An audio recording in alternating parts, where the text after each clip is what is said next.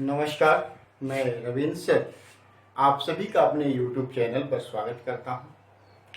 दोस्तों, यदि आपको हमारा वीडियो पसंद आ रहा हो तो आप लाइक, शेयर और सब्सक्राइब अवश्य करें।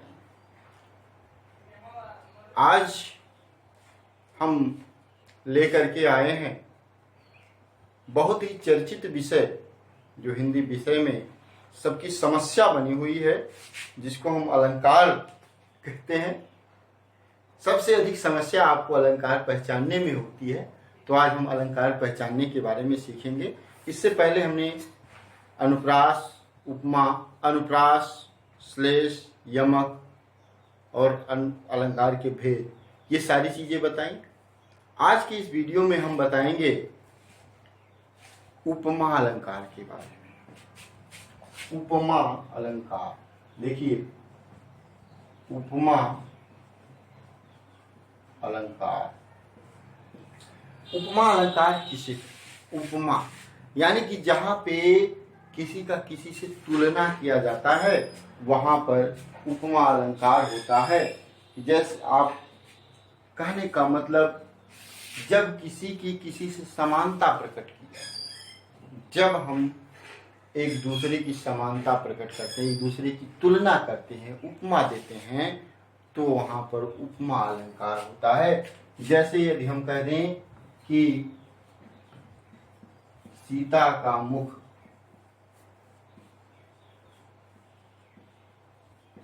चंद्रमा के समान है,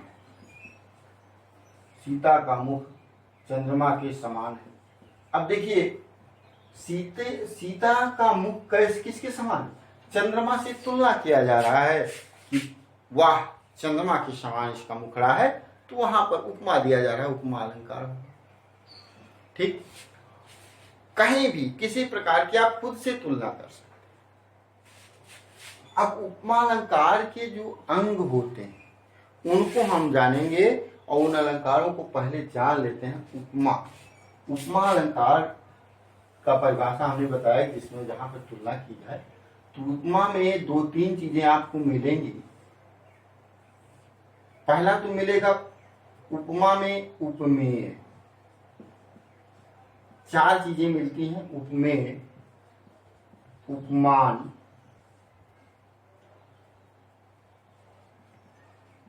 वाचक और साधारण धर्म। साधारण, यदि आपसे पूछा जाए उपमा अलंकार के कितने अंग हैं, आपसे कंपटीशन में पूछा जा सकता है कि उपमा अलंकार के अंग बताएं, तो उपमा अलंकार के चार अंग हैं। पहला है उपमेय, दूसरा है उपमान, तीसरा है वाचक और चौथा है साधारण। यह अब बात यह आता है कि उपमेय क्या है, उपमान क्या है, वाचक क्या है और साधारण धर्म क्या है। तो आप यह जान लीजिए कि जिसकी उपमा दी जाती है, यानी कि जिसकी तुलना की जाती है, जिसकी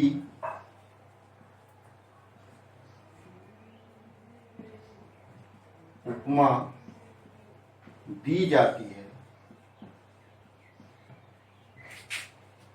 वह कौन होता है? उपमेय होता है। उपमेय होता है।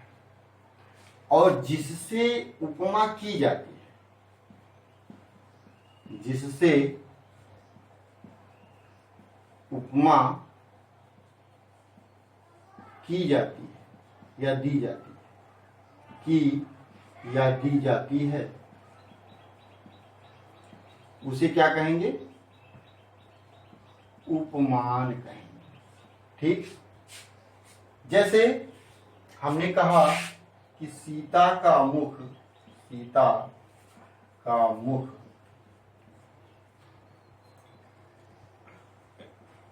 चंद्रमा के समान है।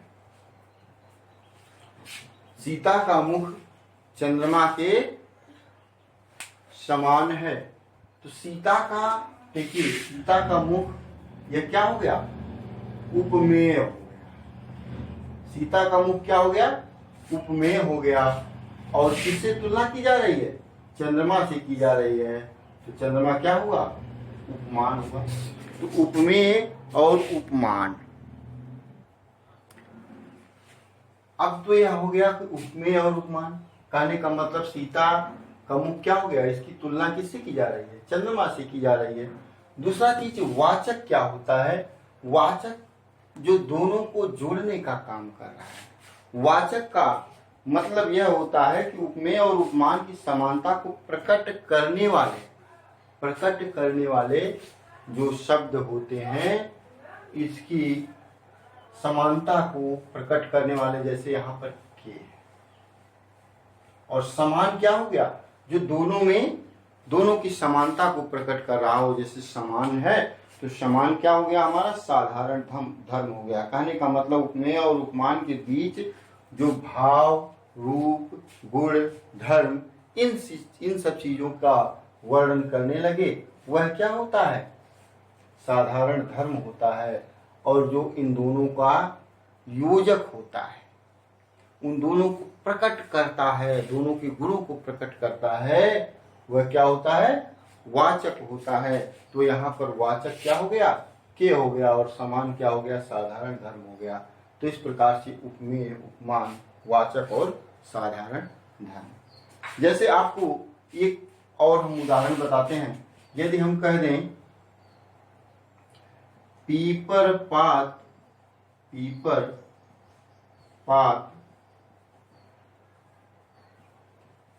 सरस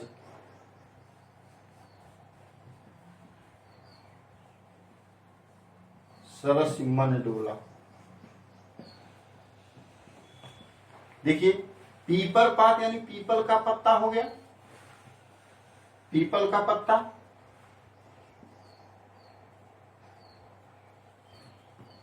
पीपल का पत्ता। और मन क्या हो गया? हमारा मन हो गया, यानी कि हृदय हो गया। हमारा मन इधर उधर डोलता रहता है। सरस यानी समान। यहां पर देखिए, पीपल का पत्ता, इसकी तुलना किससे की जा रही है? पीपल के पत्ते की तुलना पीपल पात सरस मंडोला। जो पीपल का पत्ता क्या होता है? हमेशा डोलता रहता, हमेशा हिलता रहता है। तो हमारा मन भी क्या है? पीपल के पत्ते के समान। हमारे मन की तुलना किससे की जा रही है? पीपल के पत्ते से की जा रही है कि पीपल के पत्ते की तरह हमारा मन डोल रहा है, इधर उधर जा रहा है। तो हमारा मन क्या हो गया? मन हमारा हो गया उपमेय, क्योंकि इसकी तुलना किससे की जा रही है? पीपल के पत्ते से। और पीपल का पत्ता क्या हो गया? उपमान हो गया।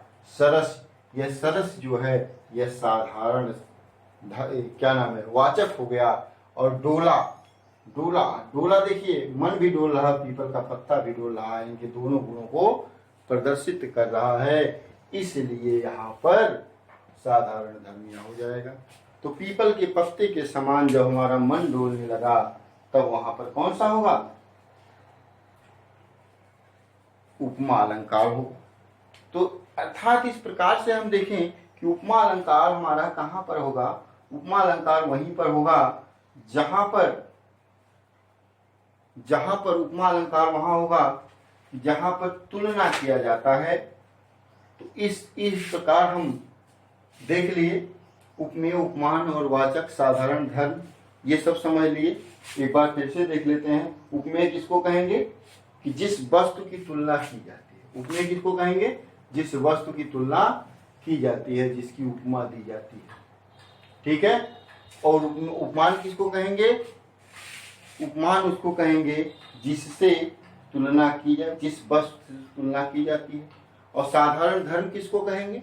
साधारण धर्म उसको कहेंगे हम, साधारण धर्म जिस धर्म या गुण के आधार पर उपमेय और उपमान में समानता दिखाई देती है, वह क्या होता है? साधारण धर्म होता है। और वाचक जो होता है, जिन शब्दों के माध्यम से साधारण धर्म प्रकट होता है, जैसे राम, समान, तुल्य, सरीखे, सी, सा, ये सारे शब्द आ रहे हैं, तो वह साधारण क्या नाम हो? वाचक हो जाएगा। तो इस प्रकार से उपमा अलंकार होगा। अब हम आपको बता दें, यह उपमा अलंकार की पहचान हो गई। अब थोड़ा सा हमारे ऐसे विद्यार्थी इस पर ध्यान दें कि जो कंपटीशन की तैयारी करते हैं, जो कंपटीशन की तैयारी करते हैं, उन विद्यार्थियों के लिए इस पर क्या है।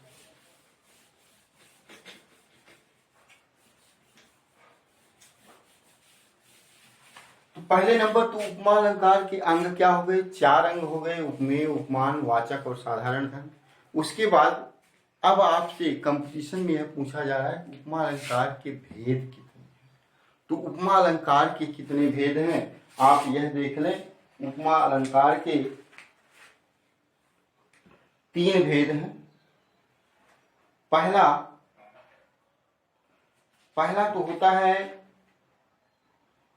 पूर्वोपमा अलंकार, और दूसरा अलंकार होता है लुप्तोपमा अलंकार।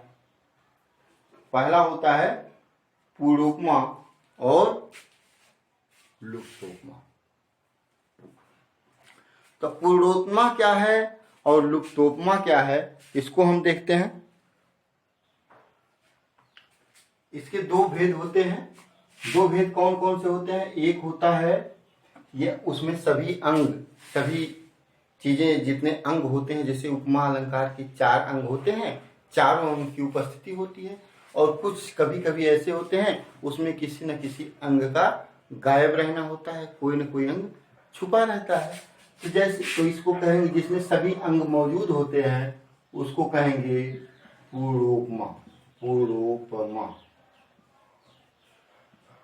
पूर्वोपमा पूर्वोपमा अलंकार। और दूसरा हो जाएगा लुप्तोपमा।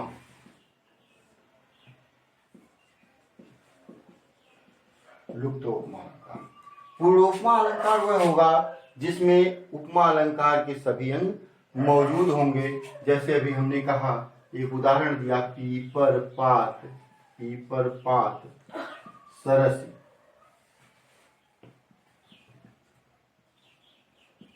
मन डोला। पीपर पात सरस मंडोला। तो यहां पर देखिए, पीपल का पत्ता भी है, मन भी है, डोला भी है, सरस यानी कि हमारा साधारण धर्म भी है। साधारण धर्म भी है। ये क्या है, उपमेय भी है।